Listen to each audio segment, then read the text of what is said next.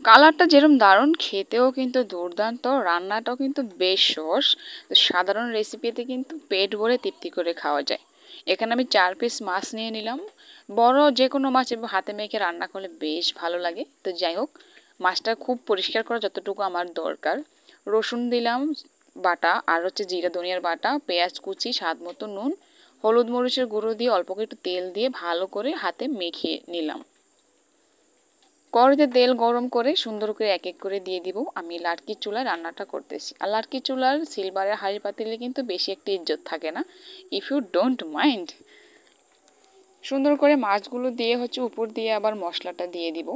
সব যতটুকু মশলা আপনার থাকবে মাছগুলো দেওয়ার পর সুন্দর করে একেবারে সবটুকু দিয়ে দিতে হবে। এই রান্নাগুলো হচ্ছে আমাদের দাদিরা নানিরা আগে এভাবে করতো, মানে সেই থেকে শেখা। যদিও আমি এভাবে আমার শাশুড়ি মার থেকে দেখে শিখেছি। ওনাকে আমি দেখলাম যে একদিন এভাবে রান্না করে, তো সেই থেকে এটা আমি নিজের কন্ট্রোলে নিয়ে গেলাম। তো মাছটা কিছুক্ষণ পর উল্টিয়ে দিব। এতে হচ্ছে মাছটা ভাজাও হয়ে যায়, ইভেন হচ্ছে মশলাটাও তেলের ভিতরে ভেজে কষানো হয়ে যায়। এভাবে রান্নাটা খেতে কিন্তু অনেক দারুণ হয়।